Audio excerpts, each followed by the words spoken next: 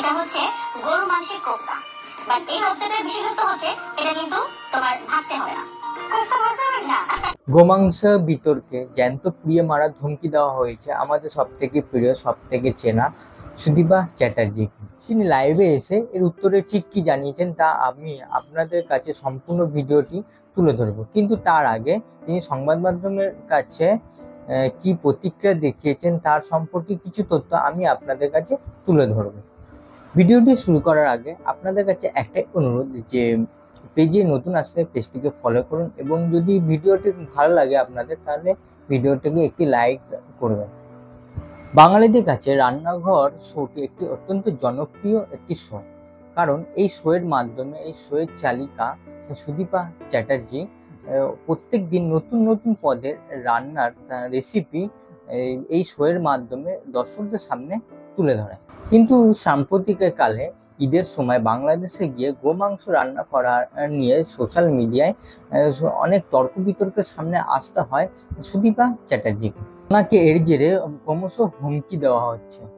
কখনো তার 5 বছরের ছেলে আদিদেব চট্টোপাধ্যায়কে অপহরণের হুমকি দেওয়া হয়, আবার কখনো তাকে জ্যান্ত পুড়িয়ে মারার হুমকি দেওয়া হচ্ছে। তিনি এক শক্তিশালী সংবাদপত্রকে জানান যে তাকে ক্রমশ টার্গেট করা হচ্ছে। এই গোমাংস বিতর্ক নিয়ে সুদীপা চ্যাটার্জি জানিয়েছেন যে যারা এই বিষয় নিয়ে আমাকে ট্রোল করছেন তাদের বেশিরভাগ মানুষই সেই ভিডিওটি দেখেনি। আমি সেটা জানি। আমি গরুর মাংস খাওয়া তো দূরের কথা, রান্নাও করিনি, এমনকি ছুঁয়েও দেখিনি। দ্বিতীয়ত, করিম জাহান সম্পূর্ণ রান্নাটি করেছেন। এখনো ভিডিওগুলি অপরিবর্তিত আছেন, যে কেউ ভিডিওটি দেখে আসতে পারেন। এই বিষয়টিকে রাজনৈতিক রং দেওয়ার অভিযোগ উঠেছে। এরপর সুদীপাকে যখন ফেসবুক লাইভে জিজ্ঞেস করা হয়েছিল যে তিনি সেখান থেকে সরে আসলেন না কেন, তখন সুদীপা এর উত্তরে বলেছেন যে ওইখানে যখন বাংলাদেশের জাতীয় সঙ্গীত আমার সোনার বাংলা গানটি বাজল, আমি তো সেখান থেকে কেন সরে আসবো। শোয়ের উদ্যোক্তারা জানিয়েছিলেন গোমাংস হলো তাদের জাতীয় খাবারের মধ্যে অন্যতম। এছাড়াও ঈদ উপলক্ষে এই অনুষ্ঠানটি অনুষ্ঠিত হয়েছিল, তাই অন্য ধর্মচারে তিনি আঘাত দিতে চায়নি।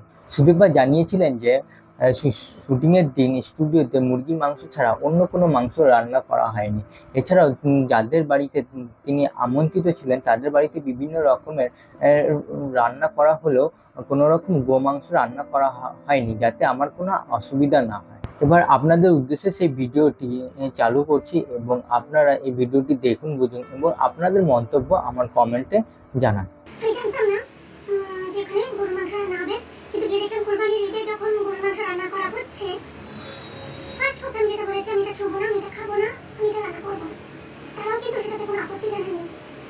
অবশ্যই মেনে নিয়েছে এবং 100 বার বলেছে না সুদীপা তুমি একদমই, তোমাকে আমরা একবার বলছিলে গরুর মাংস রান্না করতে বাকিতে টেস্ট করতে।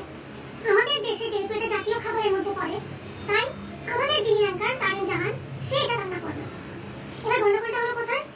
তারিন জাহান অনুষ্ঠানটা শুরু করতে গিয়ে যে ক্লিপটা আপনারা ভিডিও ক্লিপ দেখছেন সেখানে ভুলবশত বলে ফেলে যেটা হয়তো ক্যাজুয়ালি বলে সুদীপা আজকে তোমাকে আমি গরুর মাংস রান্না করে খাবো। অ্যাকচুয়ালি তারিন আর আমি খুব বন্ধু হয়ে গেছি, খুব সুন্দর আড্ডা দিচ্ছিলাম, বন্ধু হয়ে গেছিলাম। তখন একজন বন্ধুকে ওয়েলকাম করতে গিয়ে কথা বলে ফেলছে, কিন্তু বলেই আবার সেটাকে সঙ্গে সঙ্গে কারেক্ট করেও বলেছে আমি আজকে আপনাদের সবার জন্য গরুর মাংসের কোফতা রান্না করবো।